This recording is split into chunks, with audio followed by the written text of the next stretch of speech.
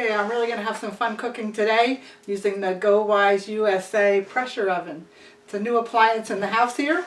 This is my first time using it, so you'll be learning with me in some respects here. Rick cooked a roasted chicken with it this week on the rotisserie, and that was delicious. It came out really great. And it's a lot of fun to learn about a new appliance that people don't have a lot of experience with at this point. So learn along with me, and we're going to make a sheet pan meal today so that everything for your dinner comes out on one pan. If you don't have a pressure oven, you can make the same meal in your regular oven. But part of the reason that we're using this appliance is it cooks a little faster. It's not quite like a pressure cooker in that it doesn't maintain all the pressure the whole time that you're cooking it. It keeps the level of pressure and it lets some steam escape as it cooks.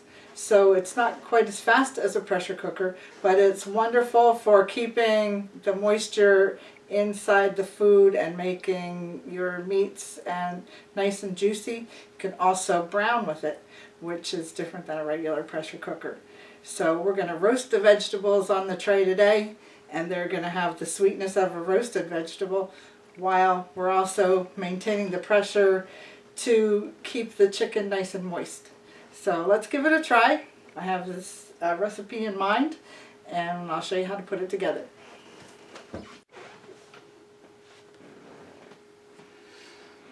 Alright, here's the ingredients.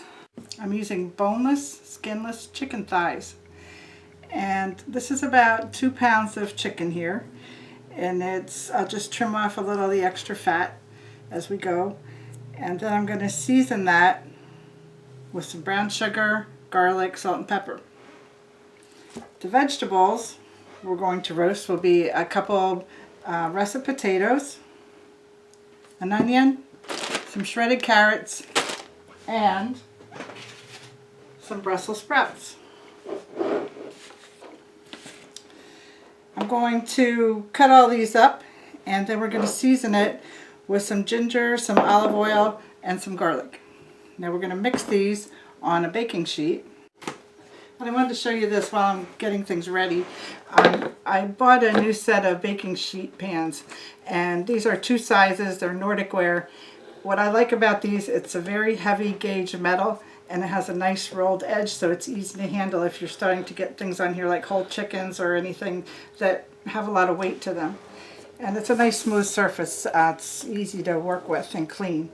So since I'm having fun with some sheet pan meals lately, I figured I'd try a new set, and that smaller sheet pan, which is a 1/4 size sheet, will fit easily into the pressure oven. Okay, let me get everything prepped up here and I'll be right back. Okay, after washing the sheet pan, I'm going to line it with a sheet of parchment paper. That just makes it easier to clean and easier to pick up the product that you're cooking on it. One of the reasons that we use sheet pan recipes is being a shallow pan, it allows the hot air to flow over top of the vegetables or the meat or whatever you're cooking, and it gives everything a chance to cook evenly. I'm going to trim off the excess. These are end of year Brussels sprouts. They're a little rough looking, so pick off anything that you won't want to eat here, and then we're going to take them and slice them in thirds. And by cutting them in thirds, they're actually what you call shaved Brussels sprouts. So if they're real big, make 4 slices. If they're small like this, just make 3 slices. And your slices should look something like this. And they're nice and bite-sized and easy to eat. Okay, as I get all the vegetables ready, I'm going to put them in a Pyrex bowl, just so we can toss in some of the nice seasonings.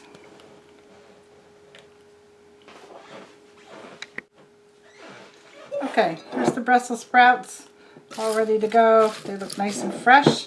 Then I sliced up an onion that's rather thin, but we're going to let that separate so it gets all of the seasonings on it.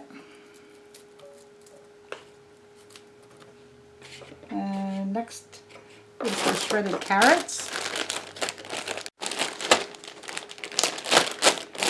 Next, a handful of shredded carrots. Brings in another color and type of nutrients. And we're going to slice up, I think I'll use 2 of these baking potatoes, judging on the volume here that we have.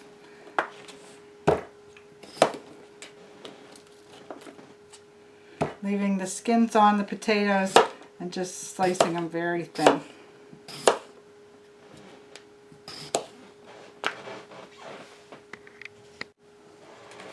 Alright, I'm going to toss in, these are huge potatoes, I'm just going to use one of them actually. I'm going to start by drizzling some olive oil. One thing about roasting these kind of vegetables, they don't have any oil in them or any fats. So it's good to put a little bit of oil on top so that you can keep them from drying out. I'm going to take some of this garlic that's already chopped up and we're going to put some of that in there. I'm going to add some ginger. I'm using ginger here because it goes good with savory things, but it also goes good with the chicken brown sugar topping that we're going to use so that the flavors aren't fighting each other. Now let's add some fresh ground pepper.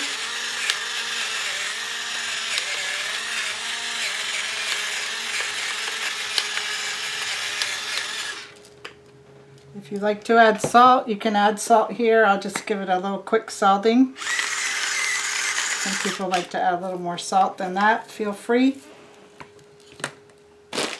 And we're going to mix this up. I just want to make sure that it gets spread out on top of all the veggies here so they all get a little bit of the oil and seasonings.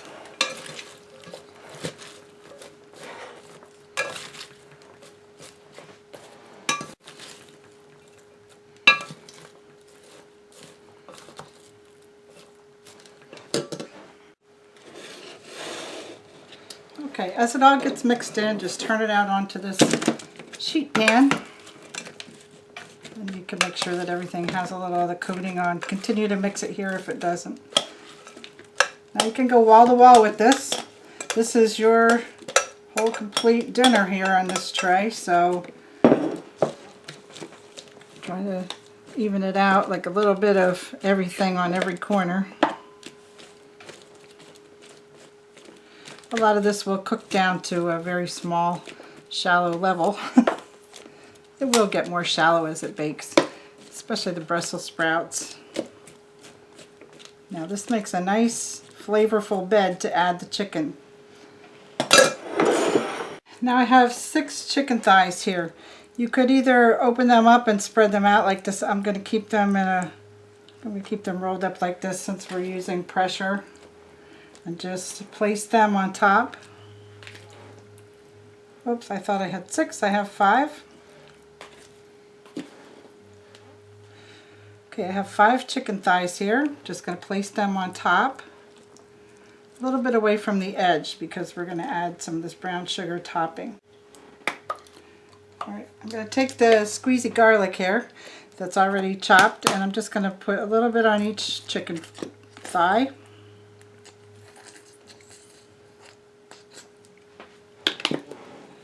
Then I'm going to take the brown sugar and just sprinkle a little on each one. Very easy.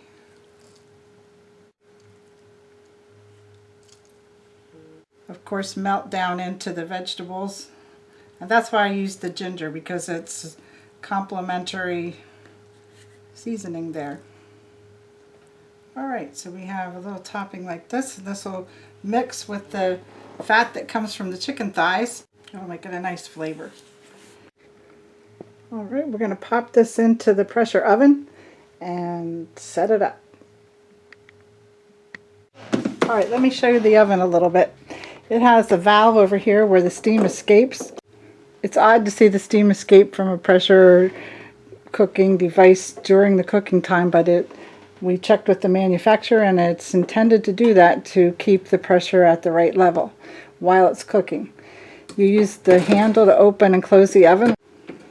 It has a safety inside to protect you from opening the oven if it's under pressure.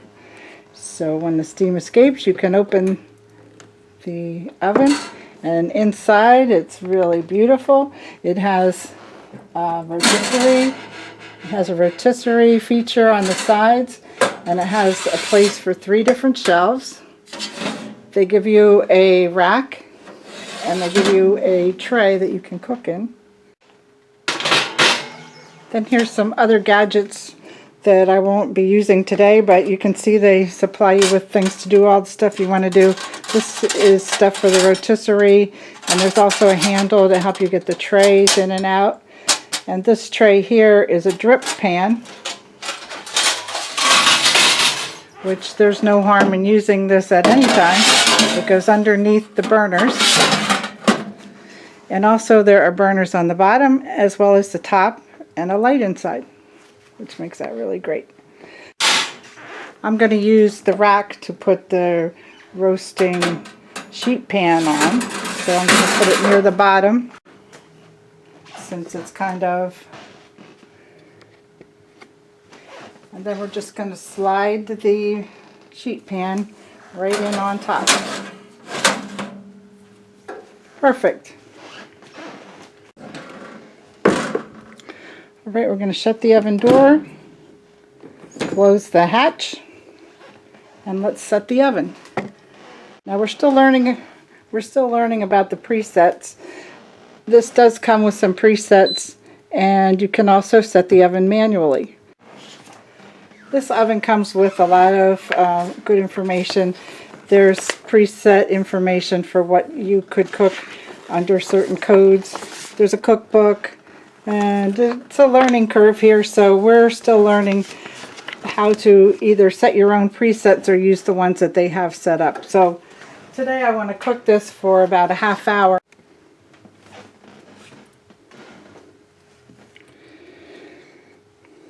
Here you can choose many different functions and things on here. Like this will show you can cook with the top burner or both burners or just the bottom burner. You can choose to bake, toast, or roast.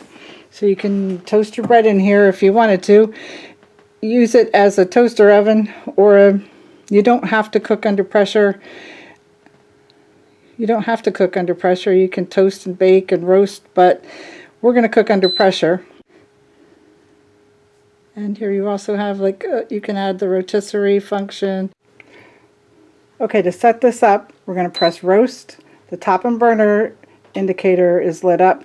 Then we're going to set the temperature. We're going to set the temperature. We want it to be 425 degrees. Okay, and then you hit this button again, and you're going to set the time for. It's set on 45 minutes, but I want to change it to 30.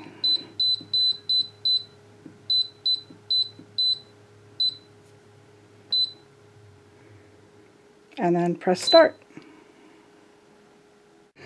Okay, you can cook with pressure or without. If you want to cook with the pressure, hit the P.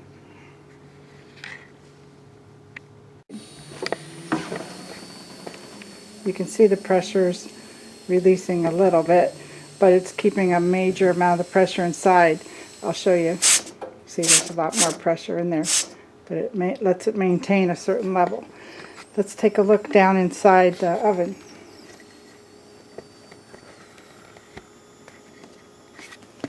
There's no sneaking and opening the oven door on this one. So good thing there's a nice light in there. You can see the chicken starting to cook nicely, and so are the vegetables. Roasting away. Yummy. And this is with 18 minutes left to go.